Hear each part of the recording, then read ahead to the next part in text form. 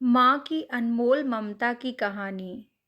रात के 2 बज रहे थे, फ़ोन की रिंग बजती है। 26 साल का आरब नींद से जाग बड़ा खुश होकर फ़ोन को रिसीव करता है।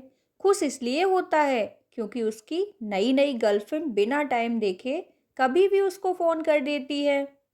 फ़ोन की दूसरी तरफ से आवाज़ आती है, जन्मदिन मुबारक हो बेटा। आज मेरा बेटा पूरा 26 साल का हो गया है। मैं बहुत खुश हूँ। माँ की आवाज़ सुनते ही आरब के चेहरे के एक्सप्रेशन बदल जाते हैं। वो गुस्से से बोलता है, माँ तुझे समझ नहीं आता क्या? इतनी सी बात के लिए मेरी नींद खराब कर दी। यह बात तो तू मुझे सुबह भी बोल सकती थी। इतना कहकर फ़ोन काट देता है।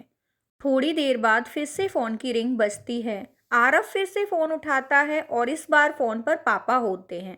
आरव इस बार आराम से बात करता है। थैंक यू पापा, आपने मुझे बर्थडे विश करने के लिए फ़ोन किया, वो भी इतनी रात को। पापा कहते हैं, नहीं बेटा, मैंने तुम्हें मुबारकबाद देने के लिए नहीं बल्कि ये बताने के लिए फ़ोन किया कि तुम्हारी माँ बिल्कुल पागल है। वो इतनी पागल है कि पिछले 1 महीने से मुझे हर दिन तेरा बर्थडे याद दिलाती आ रही है।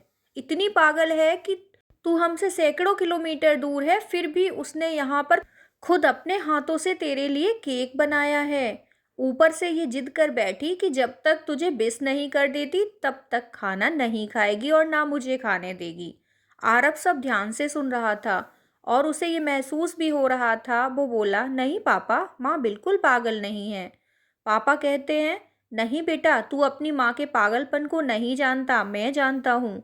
वह तो 26 साल पहले ही पागल हो गई थी, जब डॉक्टर ने उससे कहा था कि या तो हम बच्चे को बचा सकते हैं या आपको। उसने बिना 1 सेकंड भी सोचे बच्चे को बचाने का फैसला ले लिया और मुझे भी कसम देकर उस फॉर्म पर साइन करने के लिए मना कर दिया था, जिस पर लिखा था कि उसकी ज़िंदगी इस ऑपरेशन के खतरे में है और अगर उसे कुछ होता है तो उसके जिम्मेदार डॉक्टर नहीं होंगे। अब तू ही बता, बिना तुझे देखे तेरे लिए मरने को तैयार हो जाए, उसे हम पागल नहीं तो क्या कहेंगे? इतना कहकर पापा ने भी फ़ोन रख दिया। आरब ने भी अब यह महसूस किया कि वह जो कर रहा था वो भूल नहीं, गुनाह था। हाँ, एक बार किसी इंसान को दुख दो तो कोई बात नहीं, लेकिन भगवान को दुख देना गुनाह होता है और माँ भगवान से कम नहीं होती। पश्चाताप के आंसू उसकी आंखों से बह निकले। सवेरा होते ही आरब अपने घर की ओर रवाना हो गया, अपने माँ बाप से माफ़ी मांगने के लिए। घर पहुंचते ही उसने पहले माँ से माफ़ी मांगी, जिसने उसे गले से लगा लिया। फिर वह अपने पापा से माफ़ी मांगने लगा। पापा ने कहा, कोई बात नहीं बेटा, जा तू वापस चला जा। तेरी माँ हमेशा कहती थी कि तू उसे बुढ़ापे में संभालेगा, लेकिन मैं उसे समझा दूंगा कि जैसे आज तक मैं उसे संभालते आया हूँ वैसे ही आगे भी उसका ख्याल रखूंगा।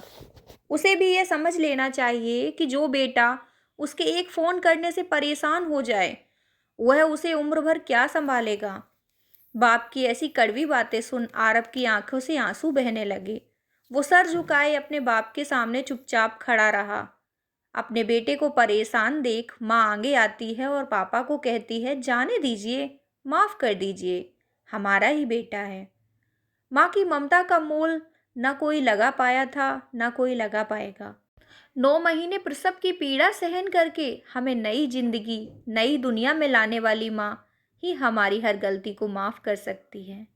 Thanks for watching. Please subscribe my channel.